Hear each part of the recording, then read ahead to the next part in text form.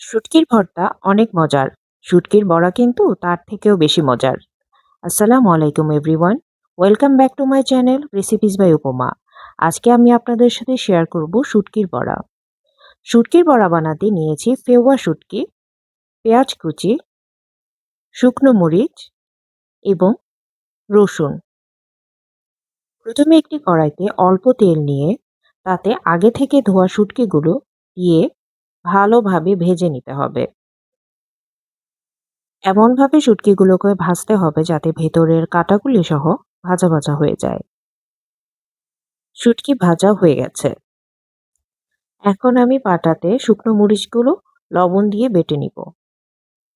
শুকনো মরিচ বাটা হয়ে গিয়েছে। এখন ভেজে রাখা শুটকি এবং রসুন নিয়ে বেটে নিতে হবে। সবশেষে পেঁয়াজগুলো বেটে নিয়ে ভালোভাবে মিশিয়ে নিলেই কিন্তু শুটকির ভর্তা তৈরি হয়ে যাবে। অনেকক্ষণ আগে থেকে ভিজিয়ে রেখে লাউ পাতা ভালোভাবে ধুয়ে নিয়ে এরপর লাউ পাতার ভেতরে যেভাবে দেখাচ্ছি সেভাবেই শুটকির ভর্তাগুলো দিয়ে ভালোভাবে মুড়িয়ে নিতে হবে।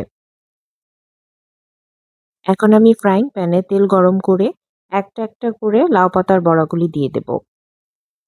আস্তে আস্তে অল্প আঁচে ঢেকে ভাজবেন যাতে ভালোভাবে সেদ্ধ হয়ে যায়। ঢাকনা খুলে কিছুক্ষণ পরপর কিন্তু আমি চেক করে নিয়েছি এবং উল্টে পাল্টে দিয়েছি যাতে দুই পাশ সমানভাবে ভাজা হয়ে যায়।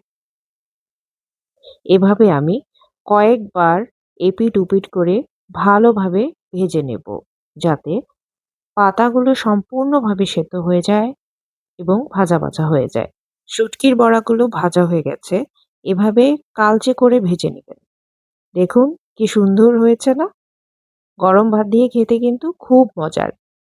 শুটকি লাভার্স যারা আছে তারা অবশ্যই বাসায় বানিয়ে ট্রাই করে দেখবেন এবং আমার কমেন্ট বক্সে জানাবেন কেমন হলো। রেসিপিটি ভালো লাগলে অবশ্যই আমার চ্যানেলটি সাবস্ক্রাইব করবেন এবং ভিডিওটিতে লাইক এবং কমেন্ট করবেন। ধন্যবাদ সবাইকে।